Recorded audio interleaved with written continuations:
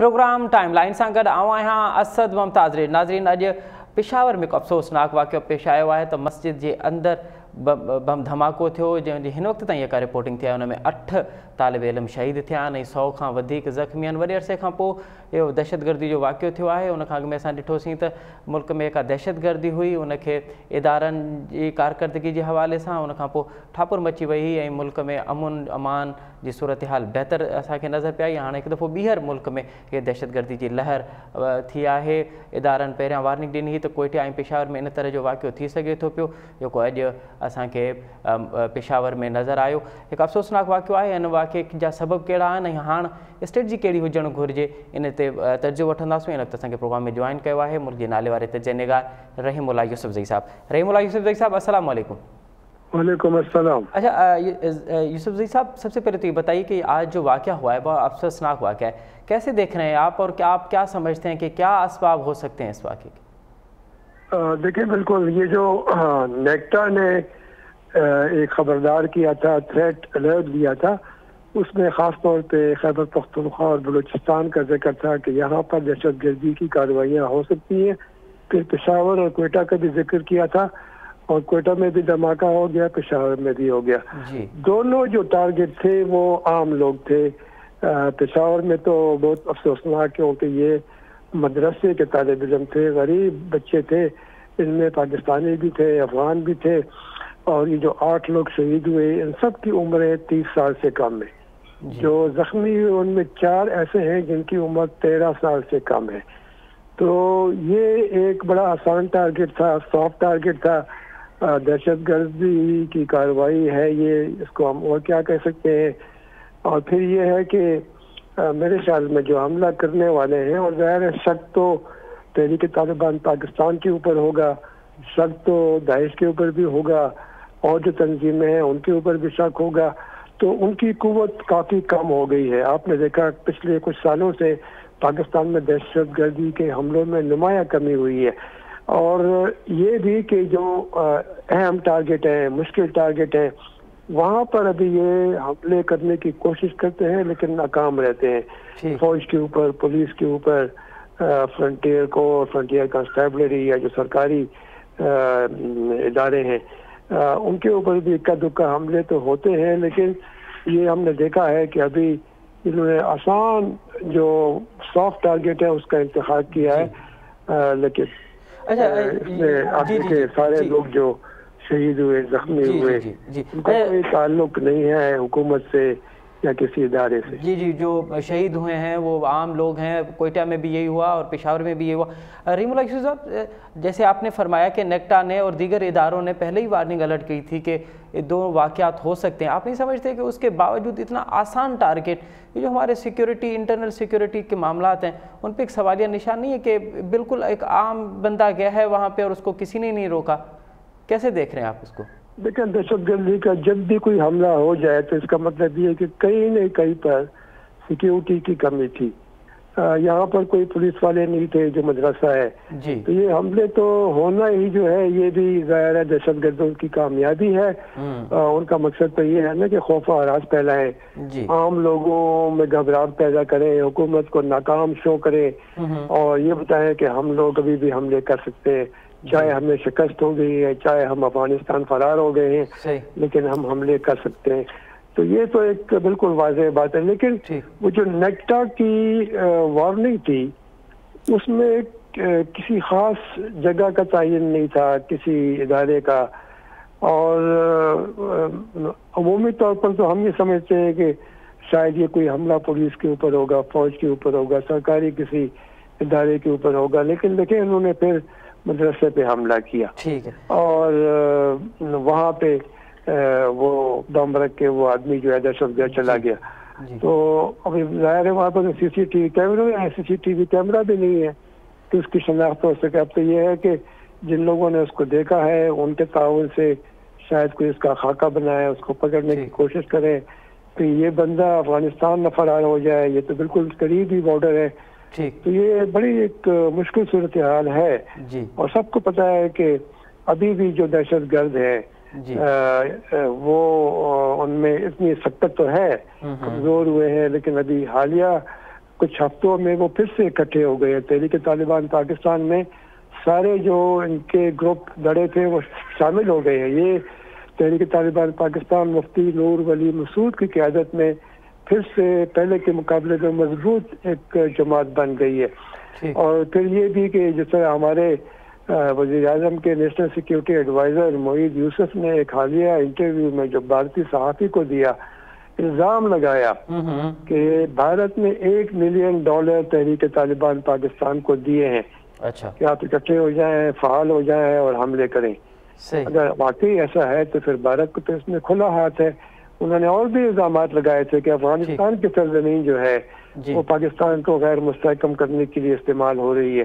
اس لیے پاکستان کی بڑی کوشش ہے کہ یہ افغانستان کا مسئلہ حل ہو جائے بات چیت کے ذریعے، ورنہ یہ جو خطرہ ہے پاکستان کے لیے یہ رہے گا. UN کی ایک رپورٹ آئی ہے، UN اقوام متحدہ کی، کہ تقریباً 6,500 پاکستانی ملیٹنٹس اس وقت افغانستان میں موجود ہیں. اس میں TTP کے لوگ ہیں، داعش کے ہیں، بلوچ علیحدگی پسند ہیں، اور سارے ہر وقت منصوبہ بندی کرتے ہیں پاکستان کے اندر حملے کرنے کی. یہاں پہ ان کے سہولت کار ہیں، تو ظاہر ہے ان کو بھی پاکستان نے روکنا ہے. اور اگر یہ حملے ہوتے رہے تو پھر لوگ ظاہر ہے پریشان ہوں گے، اور ان کا جو اعتماد ہے کہ امن بحال ہو گیا ہے وہ کمزور پڑ جائے گا. صحیح. اچھا رحیم اللہ یوسف صاحب، کچھ تجزیہ نگاروں کا یہ بھی کہنا ہے کہ آج جو واقعہ ہوا ہے اس کو صرف پشاور کی ایک مسجد کے پس منظر میں نہیں دیکھنا چاہیے، بلکہ اس کو افغان ٹاک اور جو بارڈر میں کشیدگی ہو رہی ہے اس کو بھی ان سے جوڑنا چاہیے. تو آپ کیسے دیکھ رہے ہیں، کیا اس واقعے کو بھی افغان ٹاک کے پس منظر میں بھی دیکھنے کی ضرورت ہے؟ ہاں بالکل، لیکن افغانستان میں بھی حملوں میں اضافہ ہوا ہے، اور ہم نے دیکھا ہے جو وہاں پر حملے ہوتے ہیں تو پھر یہاں پاکستان میں بھی ہوتے ہیں، اور یہ اس کا بھی آپس میں تعلق ہو سکتا ہے. دوسری بات یہ ہے کہ یہ جو مدرسہ تھا، جو اس کے امام صاحب تھے، جو اس کے سربراہ تھے، تو ان کا بھی دیکھیں، ان کو دیکھنا پڑے گا. کچھ لوگ کہتے ہیں کہ وہ افغانستان کے رہنے والے ہیں، کیا یہ وہ ٹارگٹ تھے؟ وہ تو بچ گئے ہیں. یا جو اس میں کافی طالب علم وہ افغانستان سے آئے تھے، تو اس میں افغانستان سے جا کر تانے بانے مل سکتے ہیں میرے خیال میں.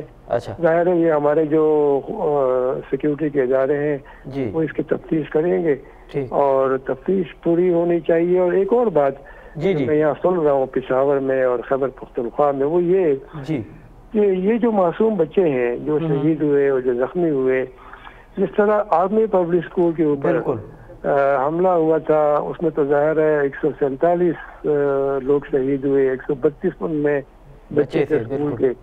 تو ان کو پھر کافی حکومت نے کمپنسیٹ کیا تھا، اور ان کو معاوضہ اور ان کو پلاٹ، اور پھر ان کے ناموں کے اوپر اسکولوں کے اور سڑکوں کے نام رکھے گئے. کافی ان کی دلجوئی کرنے کی کوشش حکومت نے کی تھی. حالانکہ پھر بھی ان میں سے کافی جو والدین تھے وہ مطمئن نہیں تھے. وہ کہہ رہے تھے کہ آپ نے اس کی صحیح جو ہے جوڈیشل انکوائری نہیں کرائی. بعد میں وہ بھی ہو گئی. تو میں یہ کہنا چاہ رہا ہوں کہ ابھی مطالبہ ہو رہا ہے کہ یہ بھی پاکستان کے بچے ہیں اور یہ بھی غریب معصوم ہیں، ان کے ساتھ ان کو بھی وہی ایک کمپنسیشن، ایک معاوضہ ملنا چاہیے جو کہ آرمی پبلک اسکول کے بچوں کو دیا گیا. جی رحیم اللہ یوسف صاحب، ایک تو یہ بات جو آپ نے فرمایا بھی کہ آپ نے آرمی پبلک اسکول کا ذکر کیا، تو وہاں پہ بھی بچوں کو ٹارگٹ کیا گیا تھا، یہاں پہ بھی بچوں کو ٹارگٹ کیا جا رہا ہے. یہ کیا سبب ہو سکتا ہے کہ دہشت گرد اب معصوم بچوں کو اور طالب علموں کو ٹارگٹ کریں؟ اور دوسری بات یہ کہ اب ہماری کیا حکمت عملی کیا ہونی چاہیے حکومت کی؟ اس طرح کے واقعے اگر بڑھیں گے تو پھر اس کو روکنے کی کیا حکمت عملی ہونی چاہیے؟ پہلی بار نہیں ہو رہا کہ مساجد اور مدرسوں اور امام بارگاہوں کو نشانہ بنایا گیا ہے. یہ کافی اس طرح کے واقعات ہو چکے ہیں. دوسری بات یہ ہے کہ یہ پہلے جو طالبان ہیں، پاکستانی طالبان، یہ کہتے تھے کہ جی ہم تو مدرسے تو ہمارے ہیں، اس کو تو ہم اس کی حفاظت کریں گے، لیکن ہم یہ جو سرکاری اسکول ہے یہاں پر سیکولر تعلیم ہے اس کو نشانہ بنائیں گے. تو یہ بات بھی غلط ثابت ہو رہی ہے. ابھی یہ مدرسوں کو بھی ٹارگٹ بنا رہے ہیں.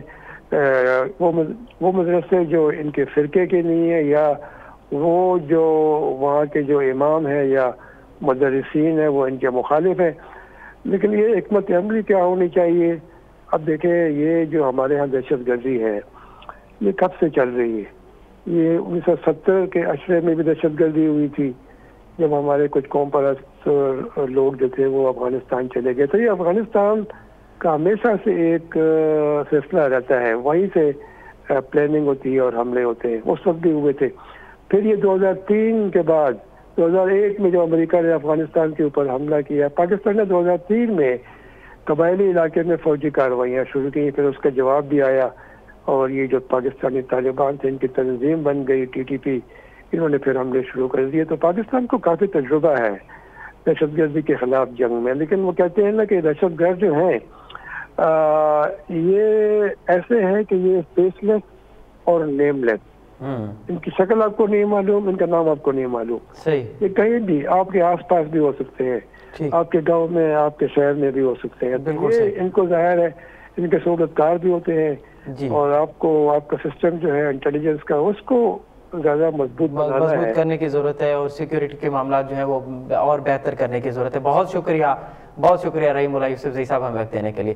नाज़रीन ते वठूं था नडी साई खां पूरी प्रोग्राम में ॿीहर हाज़िर थी। नाज़रीन प्रोग्राम एक दफ़ो ॿीहर अव्हांखे भली कार अपोजिशन हुकूमत के ख़िलाफ़ तहरीक खे वधीक सघारो करण लाइ हाणे मास मूवमेंट शुरू करे ॾिनी आहे। इन सिलसिले में अॼु सिंध अंदर JUI जो सरबराह मौलाना फज़लुर रहमान ऐं नून लीग की क़यादत मुख़्तलिफ़ दौरनि ते लथल आहे और मुख़्तलिफ़ कारकुननि सां ऐं मुख़्तलिफ़ सियासी अॻवाननि सां उहे मुलाक़ात करे रहिया आहिनि ऐं वर्कर्स कन्वेंशन के ख़िताब करे रहिया आहिनि त जीअं हुकूमत के ख़िलाफ़ जेका तहरीक आहे उहा वधीक सघारी थिए। त ॿिए पासे अॼु लाहौर में मुस्लिम लीग नून जी रहनुमा मरियम नवाज़ सां अॼु BNP मैंगल जे सरबराह अख्तर मैंगल साहब जी मुलाक़ात थी आहे ऐं उन मुलाक़ात में छा तय थियो आहे, बलूचिस्तान जे मसला डिस्कस थिया आहिनि त बलूचिस्तान मसलनि जो हल कहिड़ो कढियो वियो आहे ऐं हुकूमत ख़िलाफ़ जेका तहरीक हले थी पई उनखे वधीक सघारो करण लाइ कहिड़ी हिकमत अमली इख़्तियार कई वई आहे। अॼु प्रोग्राम में इन ते ॻाल्हाईंदासीं। इन वक़्तु असांखे प्रोग्राम में जॉइन कयो आहे BNP मैंगल जे सरबराह सरदार अख्तर मैंगल साहब। अख्तर मैंगल साहब प्रोग्राम में खुश आमदीद। सर ये बताइए कि आज आपने एक स्टेटमेंट दी है कि अब जलसों जुलूसों से काम नहीं चलेगा, अब दमादम मस्त होगा। तो ये मैंगल साहब ज़रा ये फरमाइए कि ये दमादम मस्त किस पस मंज़र में आपने कहा है और दमादम मस्त में आप क्या चाहते हैं? देखें, जब भी कोई भी सियासी तहरीकें शुरू होती हैं चाहे किसी भी नौइयत की हों जी, वो स्टार्टिंग में अपनी इब्तिदा में तो ठंडी होती है, फिर आहिस्ते आहिस्ते उसमें जो है गरमाइश जो है पैदा होती रहती है और उसके बाद जो है वो तरीके आगे बढ़ना शुरू हो जाती है। तो ये तय नहीं पाया है कि ये आइंदा लाइमल क्या होगा, कि वो आइंदा का लाइमल PDM की जो क़यादत है अगली जो चंद एक रोज में शायद हमारी एक मीटिंग हो, हमारी कोशिश के जल्द हो, उसमें तय किया जाएगा। लेकिन हमेशा तहरीकें जो है उनकी रफ्तार में तेजी आती है, तो हमारी ये कोशिश होगी कि ये जलसे जुलूसों से भी कुछ बात आगे बढ़े और इनमें जो है कुछ तेजी आए। तो सदर साहब किस तरह की तेजी चाहते हैं आप? जब मतलब सियासी लोग तो यही कर सकते हैं कि जलसे निकाल सकते हैं, रैलियां निकाल सकते हैं, धरने दे सकते हैं, आप इसे आगे की बात करें तो आगे की बात क्या हो सकती है? भाई जलसे तो कर रहे हैं ना, जलसों के बाद रैलियां होंगी, फिर धरने होंगे। अच्छा, तो ये नहीं हुआ कि PDM के जो क़यादत है उनको खुदा न खास्ता जो है ना उनको पहाड़ों पर ले जाएंगे, ऐसी कोई बात नहीं है जो आपके सामने है। अच्छा, तो धरना वही जो हमने माजी में देखा, JUI का धरना इस्लामाबाद में, PTI का धरना इस्लामाबाद में, ताहिरुल कादरी का धरना इस्लामाबाद में, इस तरह का कोई धरना देंगे आप? वो क़यादत ही तय करेगी कि किस तर्ज के धरने देंगे, क्योंकि इस वक्त आप देखें ना मुल्क में जो माशी सूरत हाल है और सियासी सूरत हाल है, अभी जो जलसे हो रहे हैं उसमें कोई शक नहीं उनमें सियासी क़यादत और सियासी लोगों की बड़ी तादाद शामिल है, लेकिन उसमें तादाद का कुछ हिस्सा उन लोगों का है, उस अवाम का है जो महंगाई और बदअमनी और मुल्क में जो है ये अफरा तफरी की वजह से जो है बेजारी के उस आलम में पहुंच चुके हैं जो शिरकत कर रहे हैं। अच्छा, जी जी जी जी जी जी सर, यही वजह है कि लोग उसमें आ रहे हैं और आगे चल के मैं समझता हूँ ये खुद तहरीक जो है ना आगे तेजी की तरफ जाएगी। अच्छा सदर साहब, आप समझते हैं कि अब PDM उस नहज पे पहुंची है कि अब हुकूमत से किसी किस्म की कोई बातचीत मुमकिन नहीं है, अब PDM अपना फैसला करेगी और हुकूमत अपना फैसला करेगी?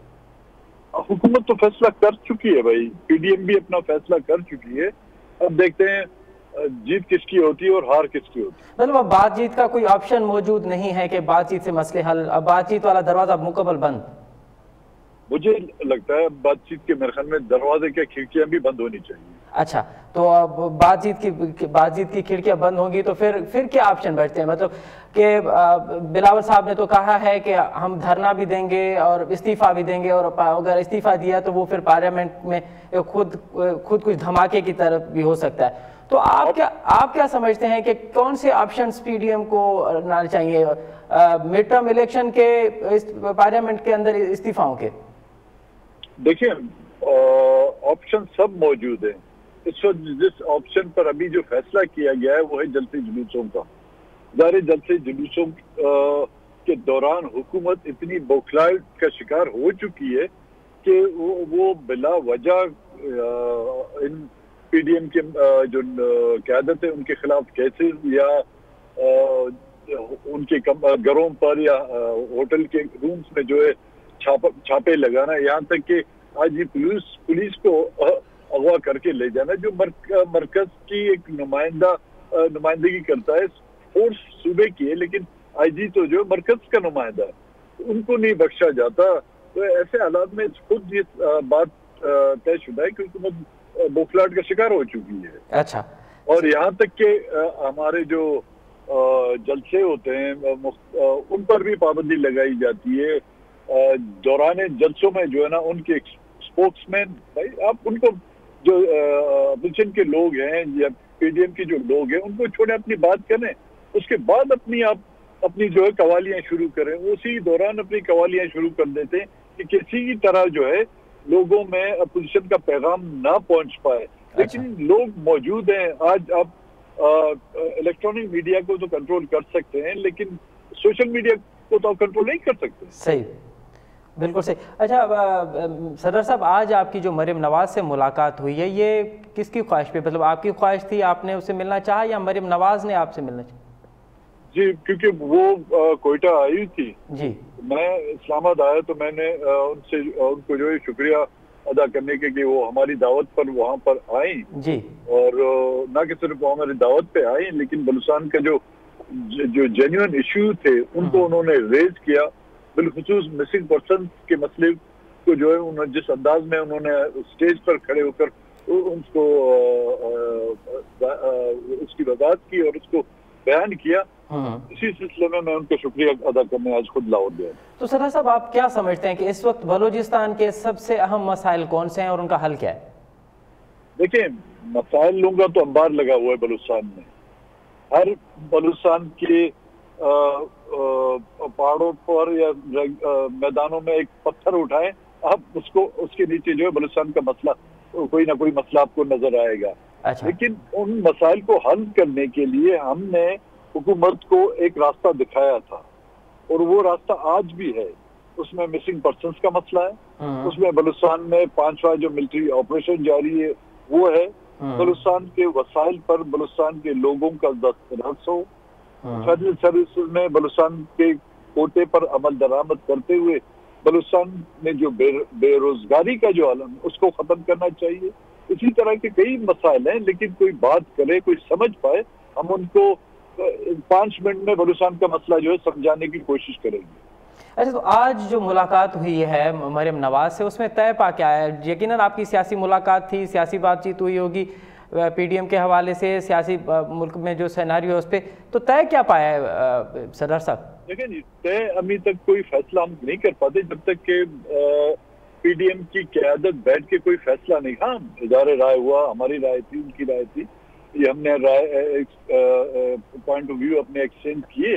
اس میں ملک کی حالات تھے، ملک میں سیاسی حالات، بلوچستان میں جو کچھ ہوا ہے، بلوچستان میں اب کچھ ہو رہا ہے، صوبائی حکومت کے ذریعے سے جو بلوچستان میں جو انتقامی کارروائیاں ہو رہی ہیں اور آئے روز لوگوں کو اٹھایا جا رہا ہے، دھمکیاں مل رہی ہیں لوگوں کو، یہ تمام چیزیں جو ہے زیر بات ہے. اور بالخصوص پی ڈی ایم کو جو ہے نا آگے کس طرح جایا جائے، اس کے پروگرامز کو جو ہے کس طرح ترتیب دیا جائے، یہ تمام چیزیں زیر بحث آئی ہیں اور ان پر بات چیت ہوئی.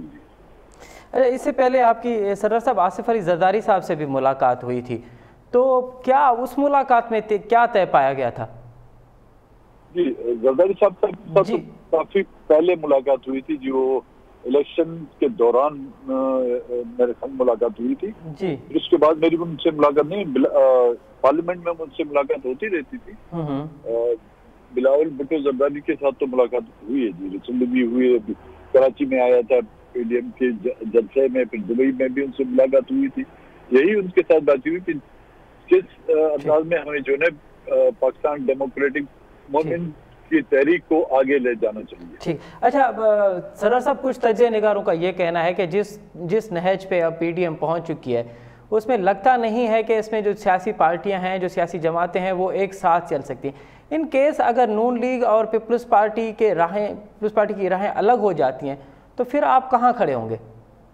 देखिए, अब ये तो कहा जा रहे हैं कि कौन कहाँ खड़ा रहेगा, लेकिन मेरे ख्याल में इस मुल्क में जमहूरियत की बका और इस मुल्क में जमहूरियत के इस्तेकाम के लिए ये जरूरी है कि ये तमाम पॉलिटिकल पार्टियां इकट्ठी रहें, और वगरना तो फिर शायद यहाँ पर जमहूरियत की हमें रूहें भी नजर नहीं आएंगी। बहुत बहुत बहुत शुक्रिया सरदार अख्तर मेंगल साहब हमें वक्त देने के लिए।